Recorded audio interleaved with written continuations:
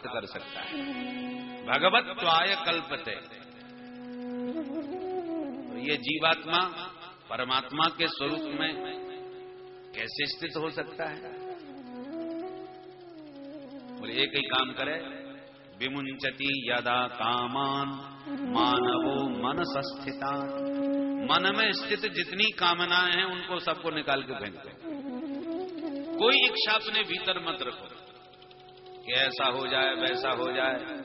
होता क्या है, जब हम कोई इच्छा करते हैं कि ऐसा होना चाहिए और वैसा नहीं हुआ तो हमको बड़ा कष्ट होता है कि कितनी कोशिश करी, कितना प्रयास किया, कितनी पुरानी हमारी इच्छा थी कि ऐसा होगा, नहीं हो पाया। सोचते कुछ है, होता कुछ है, चलती तो अपनी एक नहीं। पहले तो परिवार की इच्छा को देखो, किसी की कुछ इच्छा है, किसी की इच्छा, दादाजी ये चाहते हैं, फिर पिताजी ये चाहते हैं, पर मैया ये चाहती है। उनकी इच्छाओं से बच करके तब अपनी इच्छा तुम चलाओ। और मान के चलो सबकी इच्छा है, एक हो भी जाए तो पता चला ऊपर वाले की कुछ और ही इच्छा है,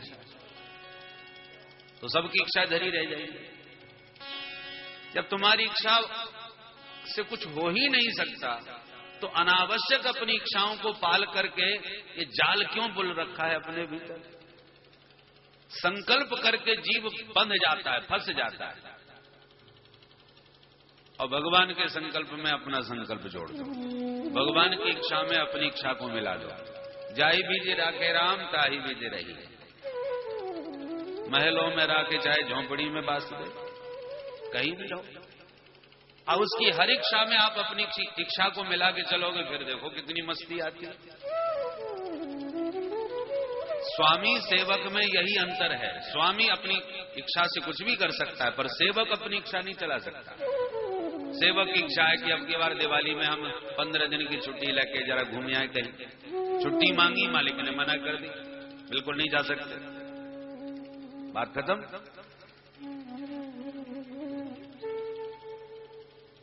दास की इच्छा नहीं होती, स्वामी की इच्छा होती है। तो हम लोग दास हैं, इसलिए वैष्णव हर शब्द में दास शब्द का प्रयोग करते हैं। इस दास पर बड़ी कृपा करी महाराज, इस दास को आपने दर्शन दे करके बड़ा अनुग्रहित किया। हमेशा याद बनी रहना चाहिए कि हम दास हैं, मालिक नहीं। और दासत्व का बोध बना रहेगा तो कभी भी न तो अहंकार होगा, न कोई संकल्प होगा। मालिक संकल्प लेते, दास का काय करेंगे। एक बार हमारे जब बक्सर वाले मामा श्री अस्वस्थ अवस्था में कोसी में विराजे हो गए थे, बहुत अच्छे महात्मा हैं।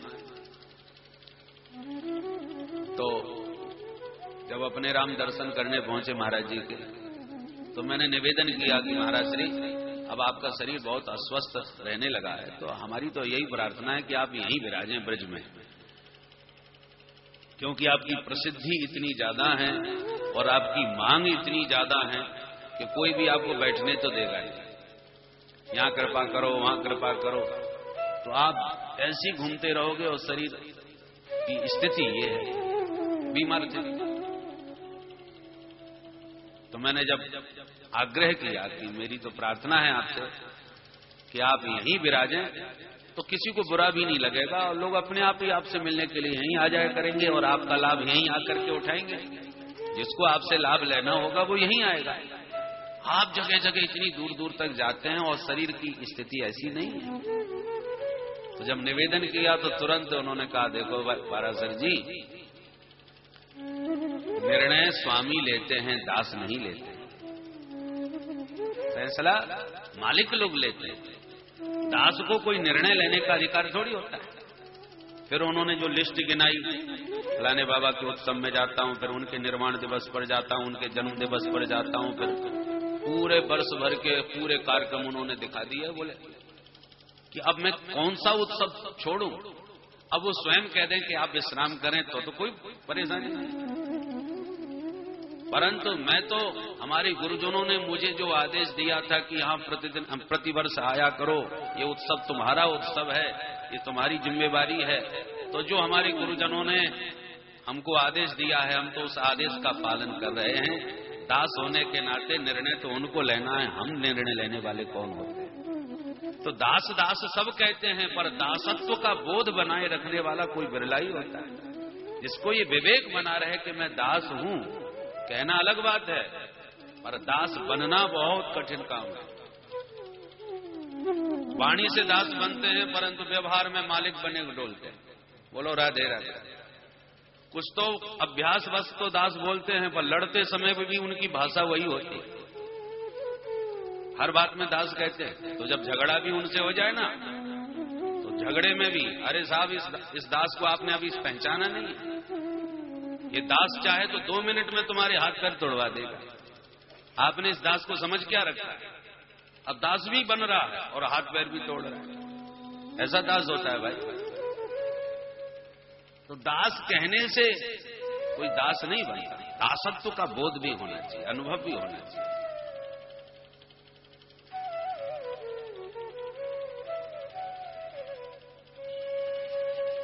राम के दास कभी न होवें उदास। भगवान के जो सचमुच दास हैं, तो वो भगवान की हर इच्छा में अपनी इच्छा मिलाकर रखते हैं, इसलिए उदास होने का प्रश्न ही नहीं। तो भगवान की ऐसी इच्छा है, मालिक की ऐसी इच्छा है, तो दास को उसी में प्रसन्न रहना चाहिए। दास अपनी प्रसन्नता नहीं देखता, वो मालिक की प्रसन्नता देखता है। मेरे स्वामी किसमें प्रसन्न है, उसी में हम प्रसन्न हैं। और जो अपनी प्रसन्नता चाहता है, वो दास नहीं, वो तो स्वामी बन गया, मालिक बन गया।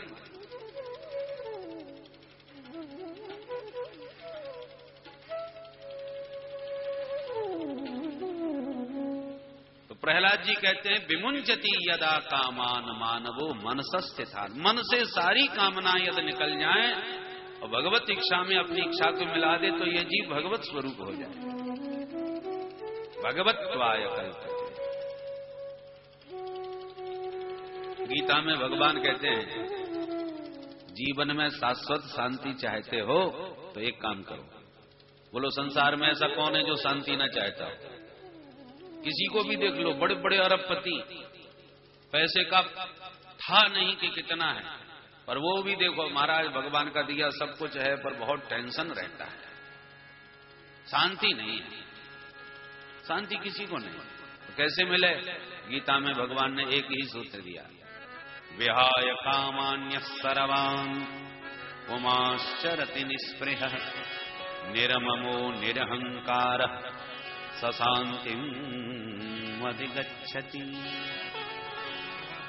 सचमुच शांति चाहते हो तो सर्वान कामान विहाय, अपने भीतर के कामनाओं के सारे कांटे निकाल के फेंक दो। बोलो राधे राधे। देखो भैया, एक कांटा चुभ जाता है पैर में तो कितना परेशान करता है। जब तक वो निकल नहीं जाएगा आप परेशान रहोगे। भोजन करते समय दांत में कोई फांस लग जाए तो जब तक वो निकल ना जाए जिह्वा उससे कुरेदती रहती है, आप परेशान रहते हैं, उलझन में रहते हैं, निकाल के ही चैन मिलता है। एक फांस इतनी परेशान कर देती है, तो आपने तो अपने मन में न जाने कामनाओं के कितने कांटे चुभो रखे। बेटे का विवाह हो जाए, बिटिया को घर अच्छा मिल जाए, एक अपना निवास बढ़िया सा बन जाए, न जाने कितनी कामनाएं। जब इतने कांटों की सरसैया पर आप सोए हो तो कैसे शांति मिलेगी? एक एक करके इन सारी कामनाओं के कांटे निकाल, कांटा निकलता है तो कितना चैन मिलता है। बोलो राधे राधे, बड़ी शांति मिलती है। ऐसे ही अनुभव करो। आपके मन में इच्छा है कि वृंदावन में हमारा भी एक कोई स्थान बने, बढ़िया सा घर बने। अब जब तक वो कामना का कांटा चुभा है कि एक घर हमारा भी होना चाहिए, तो जब तक घर बन नहीं जाएगा तब तक चैन नहीं मिलेगा। अब घर तो बनाना है, पर कहां बनाया जाए, कैसे खरीदा जाए, कैसे बनवाया जाए, वो चुभता रहेगा। अब जिस दिन घर बन गया आपका अपना, तो गृह प्रवेश करते समय आप अनुभव कीजिए आप कितने हर्षित हो रहे हैं। सभी को बुला बुला कर, अरे साहब आइएगा, आज हमारा गृह प्रवेश है, अपनी भी एक झोपड़ी बन गई, चरण डालिए महाराज, जरूर पधारिए महाराज। खुशी के मारे आप फूले नहीं समा रहे, इतना हर्ष है। कोई पूछे कि भैया आज इतने गदगद क्यों हो रहे हो, इतने प्रसन्न क्यों हो, कहना पड़ेगा साहब हमारा बहुत एक सपने का, हमारा भी एक घर था जो आज साकार हो गया, हमारा स्वप्न साकार हो गया, जैसा चाहते थे वैसा हमारा मकान आज बन गया, इसलिए आज हम बहुत खुश हैं। अब प्रश्न उठता है क्या मकान के मिलने से तुम्हें खुशी मिली है? ये जो हर्ष आपके भीतर उमड़ रहा है, ये आनंद आपको कहां से मिला? मकान से? बोले हां साहब, मकान का ही तो ये आह्लाद है। तो यदि मकान मिलने की ये प्रसन्नता है, तो जब तक मकान रहे तब तक प्रसन्नता को भी रहना चाहिए। यदि मकान का ही आनंद है तो मकान रहे तब तक आनंद भी रहे, पर ऐसा नहीं रहा। मकान तो बहुत वर्षों तक आपके पास रहा, आनंद तो कुछ ही दिनों में गायब हो गया। इसका मतलब ये मकान का आनंद नहीं था। यदि मकान का आनंद होता तो मकान के रहते आनंद को भी रहना चाहिए, पर मकान तो रहा, आनंद क्यों नहीं रहा भाई? बोले बस तो सही, मकान का आनंद नहीं था तो काय का आनंद था भाई? बोले आपके भीतर मन में कांटा चुभा हुआ था कि एक मकान मेरा हो, एक मकान मेरा हो, ऐसा हो वैसा हो। मकान मिला तो कामना की पूर्ति हो गई, कामना की पूर्ति हुई तो जो कांटा चुभा था वो निकल गया। तो मकान की प्राप्ति से कामना की पूर्ति का जो कांटा निकला, तो जो कांटे के निकलने पर चैन मिलता है, शांति मिलती है, वही शांति वही आनंद आपके भीतर उमड़ रहा है। मेरा मकान मिल गया, मेरा मकान मिल गया, मुझे मकान मिल गया, कांटा निकल गया, मन खुश हो गया। परंतु एक ही कांटा निकला, अभी तो और भी कांटे चुभे हुए, और फिर मकान के साथ साथ बनते संते और नए नए कांटे और चुभ गए। मकान तो बहुत बढ़िया बन गया, पर एयर कंडीशन और होना चाहिए इसमें, एक नया कांटा और लगा। एक बढ़िया गाड़ी भी खड़ी रहना चाहिए, और मामला यहां का कुछ ठीक नहीं है, गेट कीपर भी होना चाहिए। तो जितनी ज्यादा कामनाओं के कांटे चुभेंगे उतने ही आप परेशान रहेंगे। इसलिए पुमांस चरति निस्पृहा, बिना किसी कामना।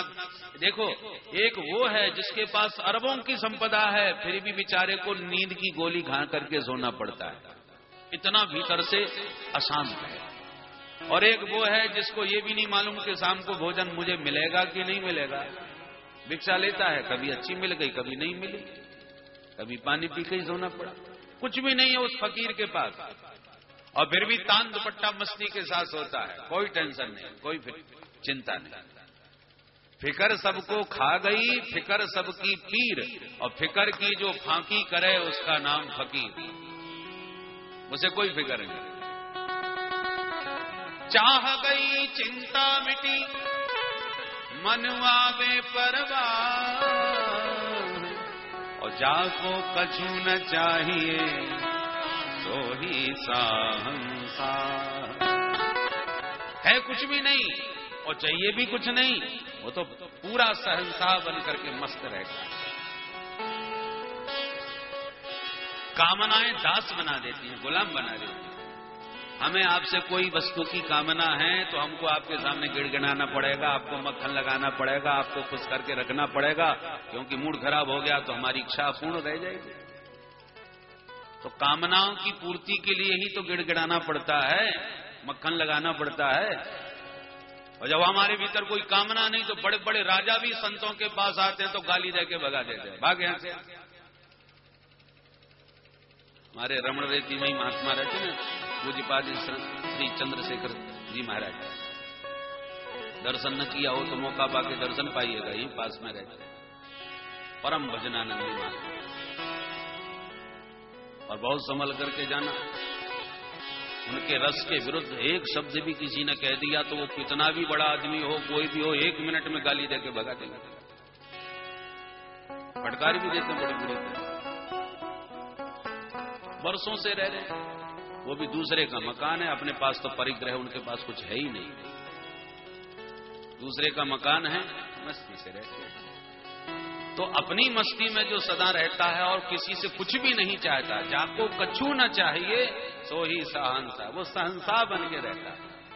बड़े बड़े सेठ साहूकारों को फटकार के भगा देते, क्योंकि गिड़गिड़ाए तो वो जिसको कुछ चाह है, जिनको चाहिए नहीं तो वो क्यों मक्खन लगाए।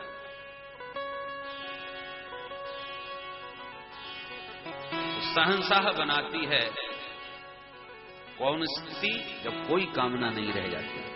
इसलिए कहते हैं विमुंचति यदा कामान मानवो मनसस्थितान तर्ह्येव, देर नहीं लगती, तर्ह्येव उसी क्षण जहां मन निसंकल्प हुआ कि तर्ह्येव पुंडरीकाक्ष भगवत्वाय कल्पते, वो भगवत स्वरूप हो जाएगा। इसलिए गोकर्ण जी ने कहा जहि काम तृष्णाम, पिताजी अपनी कामनाओं के कांटे सब निकाल के जाओ यहां से, भजन करो।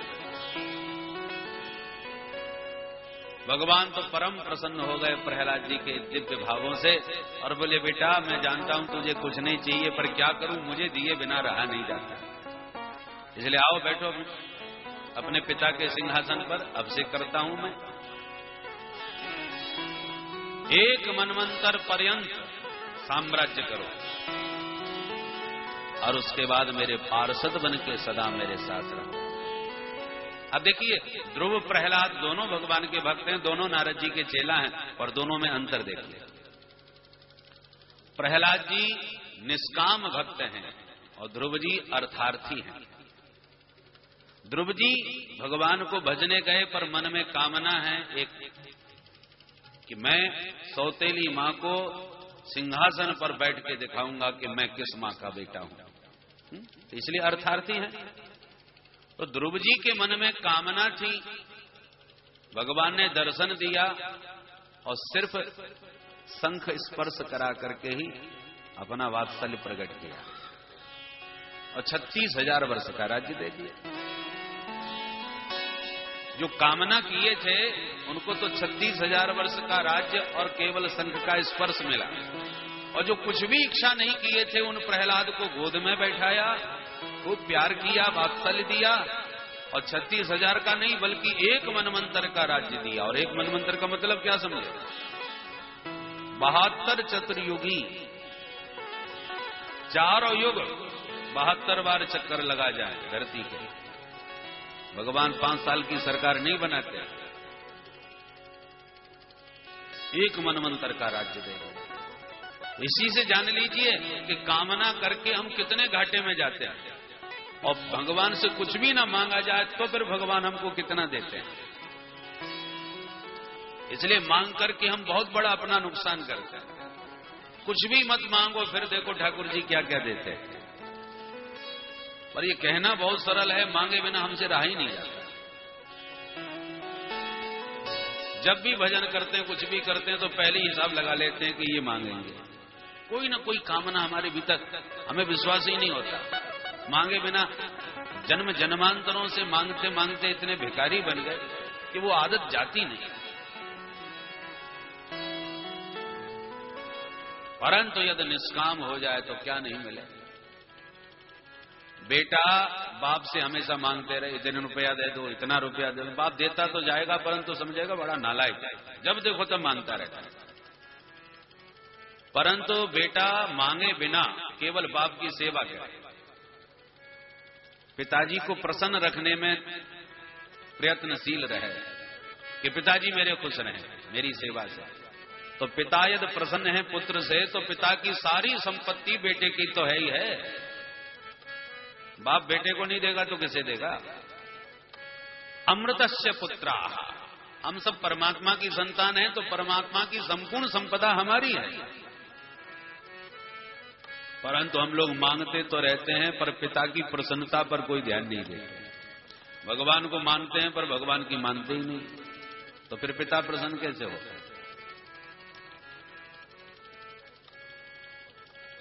प्रहलाद जी को भगवान ने बरबस सिंहासन प्रदान कर दिया। सिंहासन पर बैठते ही प्रहलाद जी बोले, प्रभु बस एक प्रार्थना है कि मेरे पिता की भी सदगति होनी चाहिए। भगवान बोले, प्रहलाद तेरे साथ इतना अन्याय करने पर भी तुम्हें अपने पिता के प्रति इतनी चिंता है। परंतु प्रहलाद, तेरे जैसा परम भागवत जिस घर में जन्म लेता है उस घर की 21 पीढ़ियां चल जाती हैं, 7 ऊपर की, 7 आने वाली और 7 नाना नानी के पक्ष की।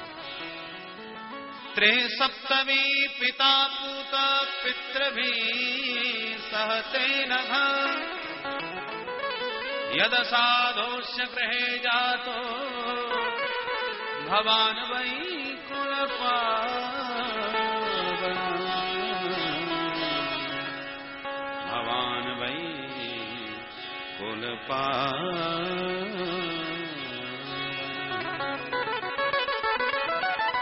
तुम तो कुल पावन हो और फिर तेरे पिता ने तो मेरी गोद में ही प्राण त्यागे हैं, उसके उद्धार में क्या संदेह। कुरुत्तम प्रेत कार्याणि, जाओ अपने पिता का संस्कार करो। प्रहलाद जी प्रणाम करके पिता के संस्कार हेतु आगे बढ़े। अवसर पाकर के ब्रह्मा जी ने प्रकट होकर के प्रणाम किया। देव देवाखिलाध्यक्ष भूत भावन पूर्वज दिष्ट्याते निहत पापो लोक संतापनो सुर। हे प्रभु, आपने बड़ी कृपा करी। इस दुष्ट दैत्य ने मुझसे वरदान लेकर के सबसे ज्यादा मेरे को ही परेशान किया। आपने बड़ी कृपा करी जो इसको मार करके समस्त लोक का संताप दूर कर दिया। ब्रह्मा जी को देखते ही भगवान की तो भ्रकुटी टेढ़ी हो गई। फटकार दिया ब्रह्मा जी को। मई बम बरो सुराणाम ते प्रदेय पद्म संभव बरह क्रूर निसर्गाणाम महीना ममृतम यथा। पद्म संभव संबोधन किया है ब्रह्मा जी को। क्यों? भगवान कहना चाहते हैं कि बेटे में बाप का कुछ न कुछ तो संस्कार आता ही है। ब्रह्मा जी, तुम कमल से पैदा हुए हो, कमल जड़ होता है, तो जड़ से जन्म लेने के कारण कहीं तुम्हारी बुद्धि में जड़ता का संस्कार तो नहीं आ गया जो बिना सोचे समझे इस दुष्ट दैत्य को इतने ढेर वरदान तुमने दे डाले। अहीनाम अमृतम यथा, सर्पों को अमृत पिलाने जैसा व्यवहार किया है तुमने। सारा विश्व आतंकवाद से पीड़ित हो रहा है। अब आतंकवादियों को परमाणु बम और कोई पकड़ा दे तो क्या परिणाम होगा भाई? विध्वंसक बनेगा कि नहीं? इसलिए शक्ति उसको दो जो शक्ति का अधिकारी है। अनधिकारी को शक्ति मिलेगी तो उसका दुरुपयोग होगा और आतंक मचाएगा। लाइसेंस सोच समझ के देना चाहिए। जरूरी भी है भाई, देना तो चाहिए, पर जो आत्मरक्षा के लिए ले रहे हैं उनको अवश्य दो। पर जो आतंक मचाने के लिए ले रहे हैं उनसे बचो।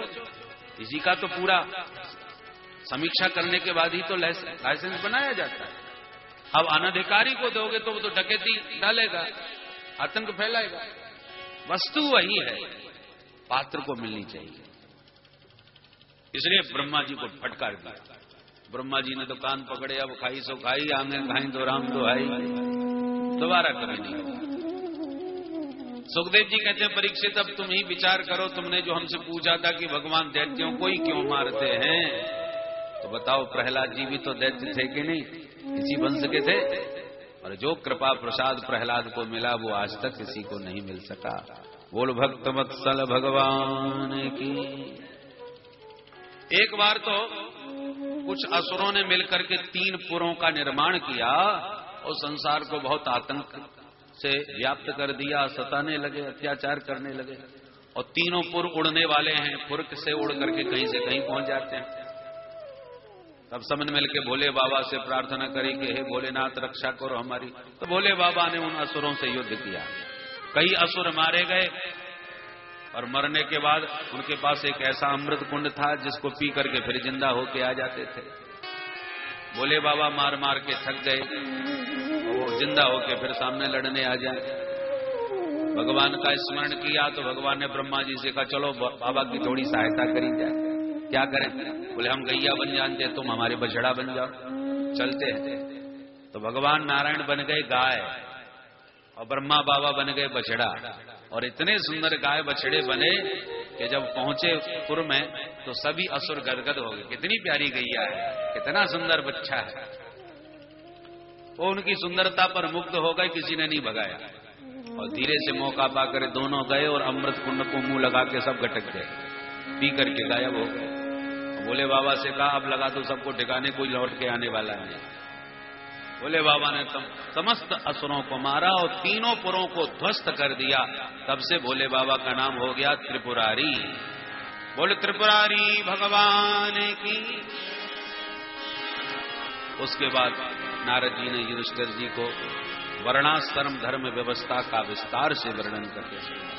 4 वर्ण और 4 आश्रम।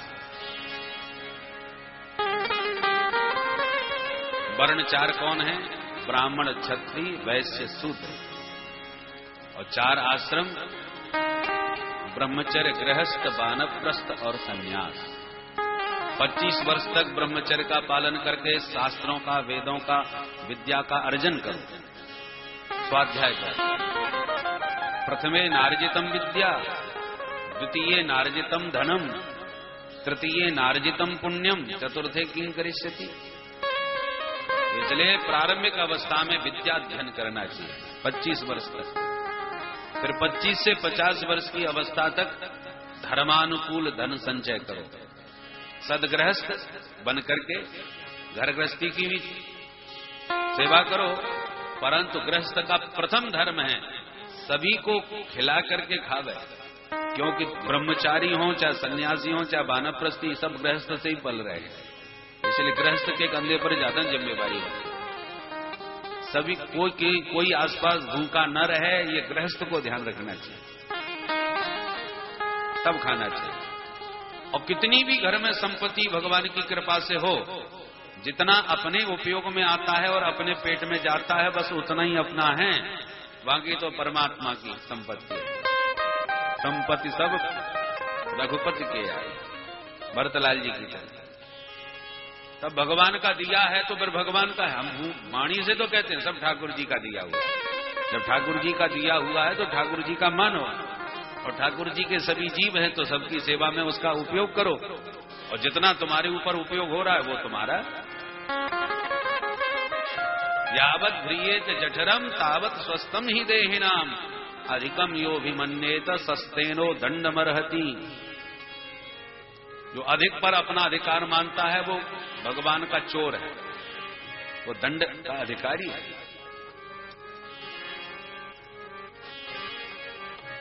अरबों की संपत्ति सेठ जी की है, मुनीम जी प्रबंधक हैं, व्यवस्थापक हैं। मुनीम जी को तो जितना वेतन सेठ जी से मिल रहा है उतना मुनीम जी का है, बाकी तो संपत्ति सेठ जी की है। सेठ जी के निर्देशानुसार मुनीम जी को लगानी चाहिए। अब सेठ जी की संपत्ति को अपनी संपत्ति मान बैठे, ये तो बेईमानी है। तुम्हारा अधिकार कितने पर है? जितना तुम्हें वेतन मिल रहा है उतने पर है ना। ऐसे ही जितना तुम उपयोग में ला पा रहे हो अपने, वो तुम्हारा है। बाकी जो संपत्ति आपको मिली है वो प्रभु ने आपको सेवा के लिए दी है, उसका सही सदुपयोग करना सीखो। ये गृहस्थ को विचार करके रखना चाहिए। और उसके बाद में फिर 50 वर्ष की उम्र के बाद वानप्रस्थ। वानप्रस्थ माने वन को प्रस्थान, वन को प्रस्थान। 50 के बाद संख्या आती है 51, 52। वन के संकेत मिलने लगते ना संख्या में भी, कि अब वन की ओर प्रस्थान करो। अब वन तो कहीं रहा ही नहीं, नाम है इसका वृंदावन, ये भी वन है, वृंदावन। पर वन तो अब रहा नहीं, वन में भकार और जुड़ गया, वन में भाव और जग गया तो भवन, भव्य भवनों का वन बन गया है। तो भैया वन में रहे तो वनवासी बनकर रहना चाहिए जितना हो सके। अब हम वन में तो आ गए, वृंदावन में वास करेंगे, सब वृंदावन में, वृंदा विपिन में विहार करेंगे। यहाँ ठाकुर जी ने लता कुंजाओं में विहार किया था, तो उसी मानसिकता के साथ वनवासी बन करके आओ। अब अटैच आपको कमरा भी चाहिए और सारे बढ़िया बढ़िया सुख साधन जो घर में थे उससे ज्यादा तुम्हें यहाँ चाहिए, तो फिर आप कहाँ वन में आए? तो आप और उल्टे महलों में चले गए। उसी मानसिकता के साथ कम से कम वस्तुओं का उपयोग हो सके, कम से कम सुविधाओं में हम रह सकें, तब तो आप संयम करने आए। परंतु सारी सामग्री, भोग सामग्री आपको यहां मिल गई, तो फिर तो आप वन में नहीं आए, अपने भवन में आए। तो वानप्रस्थ जीवन संयम का होता है। संयम करने के लिए आना चाहिए। कम से कम सुविधाओं में हम अपने जीवन को, अपने शरीर को कैसे चला सकते हैं। रूखा सूखा जैसा मिल रहा है उसी को खा करके मस्त है। जीवा पर संयम रखना है हमें। हमको जीने के लिए खाना है, हम खाने के लिए थोड़ी जी रहे हैं। इसलिए वाणी पर संयम। कोई उल्टा सीधा बोल गया कोई बात नहीं, सहनशीलता का संयम, सहिष्णु बनके, तितिक्षु बनके। एक सज्जन हमसे कह रहे हमारे वृंदावन में तो चोर बहुत है, हमारा पर्स चुरा लिया, हमारी लर काट ली, हमारा पर्स फलाना, मोबाइल चोरी हो गया। तो समझ में नहीं आती है धामों में ये सब क्या, सब चोरी चोर भरे पड़े हैं वृंदावन। हमने कि नहीं ऐसी बात नहीं। तो हमने कि हमारे बांके बिहारी कहते हैं राजा तो हम हैं, हमारे राज्य में आना है तो दास बन के आओ, सेवक बन के आओ, राजा बन के आओगे तो सब चोरी करवा लोगे। ये सुख सुविधाएं अपने घर छोड़ के आओ, तुम अपने घर के राजा, हम अपने घर के राजा। अब मेरे आना है तो फक्कड़ बन के आओ, भजन करने आओ, मुझसे प्रेम करने आओ। प्रदर्शन करने आओगे तो गड़बड़ हो जाएगा। तो जिस वस्तु का हम प्रदर्शन करने लगते हैं, बढ़िया ये हार हो और बढ़िया ये, तो भगवान सब छुट्टी करवा देते हैं। इसलिए भगवान ने अपने, अब भगवान तो चौराग्रगण्यम पुरुषम तो है ही है, चोरों के सरदार हैं वो, और वो चाहते हैं कि मेरे यहां भजनानंदी आवे। बंदा विपिन में लोग साधन करने, भजन करने आवे, प्रदर्शन करने ना आवे। मेरा दर्शन करने आओ, प्रदर्शन करने क्यों आते? और प्रदर्शन करोगे तो ठाकुर जी सब छीन लेंगे। बोलो राधे राधे।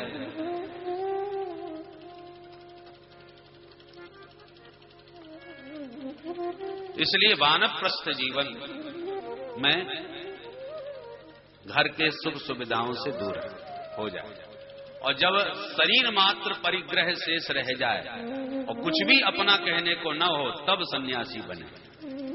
सब कुछ त्याग दिया, अब कुछ भी मेरा नहीं। ये शरीर भी पंचायती धर्मशाला है जिसे मैं कभी भी खाली करके अपने घर को चल दूंगा। यह विवेक जब जाग जाए तब सन्यासी बन जाए। बोल भक्त वत्सल भगवान की जय। इस प्रकार वर्णाश्रम धर्म व्यवस्था बतलाई। अब अष्टम स्कंद में हम लोग प्रवेश करते हैं, जिसमें मनमंत्रों की कथाएं। भगवान के विविध मनमंत्रों में विविध अवतार हुआ करते हैं। एक मनमंत्र में भगवान ने ग्राह से ग्रसित गजराज का उद्धार किया था। आसीद गिरिभरो राजन त्रिकूट इति विश्रुतः क्षीरोदेनाव्रत श्रीमान् योजना युतमुच्छ्रितः। 10 योजन विस्तार का एक बहुत बड़ा पर्वत शिखर था, त्रिकूट पर्वत। उस पर एक बड़ा विशाल काय हाथी गजराज हथनियों के साथ मस्त घूमता था। इतना शक्तिशाली था कि बड़े बड़े सिंह व्याघ्र भी भयभीत होकर भाग जाते थे उससे। यद गंध मात्रा धरयो गजेंद्र, गंध हस्ती था। हाथी तो आपने देखे ही होंगे घूमते हुए शहरों में। एक होता है हस्ती, एक होता है वन हस्ती, और एक होता है गंध हस्ती। तो घर घर घूमने वाला तो हाथी बेचारा अंकुश के अधीन रहता है, और जंगल का हाथी उससे ज्यादा खतरनाक होता है। पर उससे भी बड़ा खतरनाक होता है गंध हस्ती, जिसके माथे से मद निकलता है, और उसकी मद में इतनी गंध होती है कि जहां तक उसकी गंध जाती है सब भयभीत होकर भाग जाते हैं। व्याघ्र आदि शेर भी उसकी गंध पा करके भाग जाते थे कि आ रहा है हाथी। इतना वो सबसे अधिक ताकतवर होता है। एक बार गर्मियों में बेचारा प्यास से पीड़ित होकर परिवार के साथ सरोवर पहुंचा। निर्मल जल सरोवर का खूब चकाचक पिया। पीने के बाद खूब आनंद आया तो सरोवर में प्रविष्ट होकर के जल विहार करने लगा।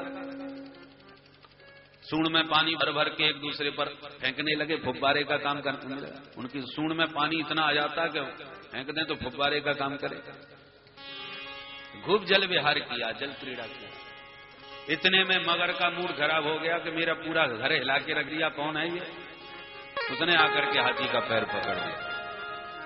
हाथी ने पहले तो उसको कुछ भी नहीं समझा, क्योंकि मदाहंद था, और खूब पैर उसने फटकारा। मगर ने हाथ अपना उसका पैर नहीं छोड़ा।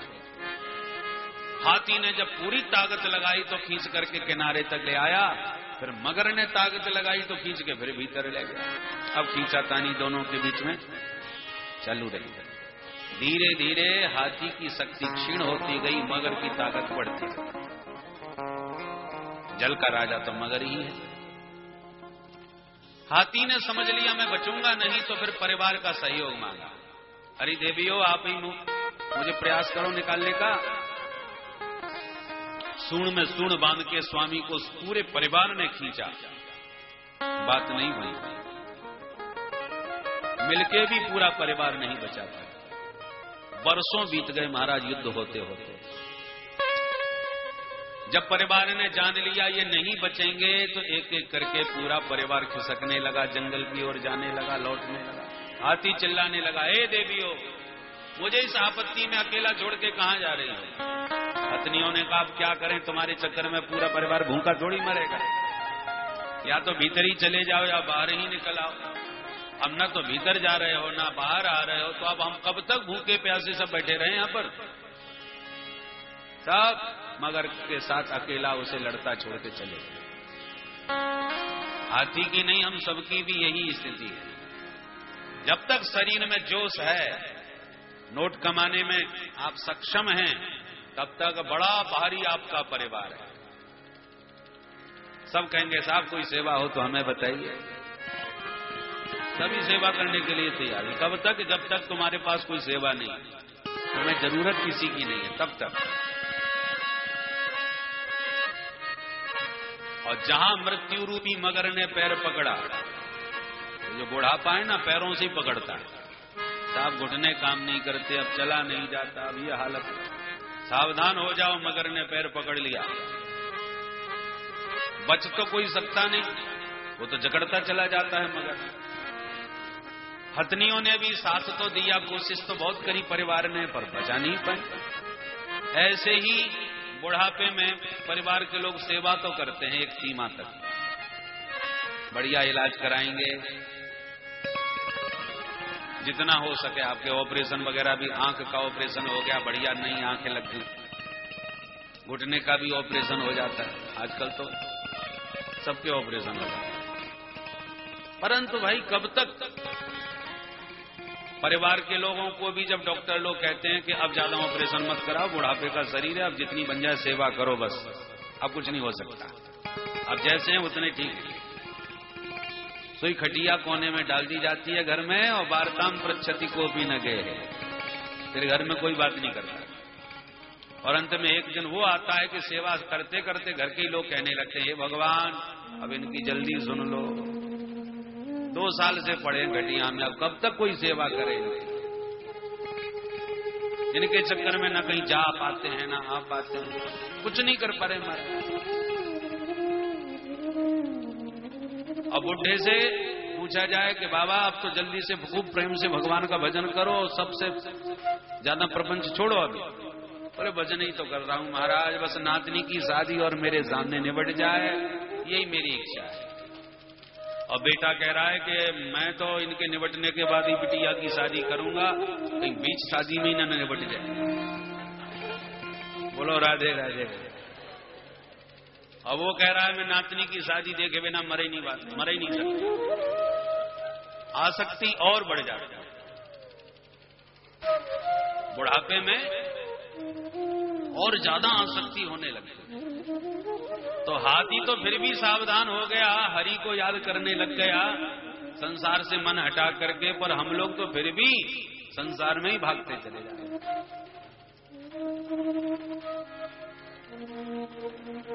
अंगम गलितम पलितम मुंडम दसन विहीनम जातम दुंडम वृद्धो याति गृहीत्वा दंडम पर तदपि न मुंचत्यासा पिंडम। आशा पिंड नहीं छोड़ते। हाथी समझ गया, प्रीतम जान लियो मन माही, अपने सुख से ही जग बांध्यो, कोहु काहू को नाही। सुख में आन सबई मिल बैठत रहत चहूं दिस घेर। विपत्ति पड़ी सब ही संग छाणत को न आवत मेरे। विपत्ति में कोई साथ नहीं आता, सब साथ छोड़ देते। हाथी ने हरि को पुकारा, तब हरि ने आकर के हाथी को उबारा। इसलिए यदि सचमुच अपने जीवन में अपना कल्याण चाहते हैं तो जो हमारा वास्तव में है उसी को याद करो। जिनको हम अपना मानते हैं उनमें से कोई साथ देने वाला नहीं है, और जो साथ देने वाला है उसे कभी हम अपना मानते ही नहीं। इसलिए गजराज के साथ मिलकर के आओ, एक बार पुकारे, हे गोविंद हे गोपाल हे गोविंद हे गोपाल हे गोविंद हे गोपाल हे गोविंद हे गोपाल। अब तो जीवन अब तो जीवन नीर पीवन हेतु गयो नीर पीवन हेतु गयो नीर पीवन हेतु गयो नीर पीवन हेतु गयो।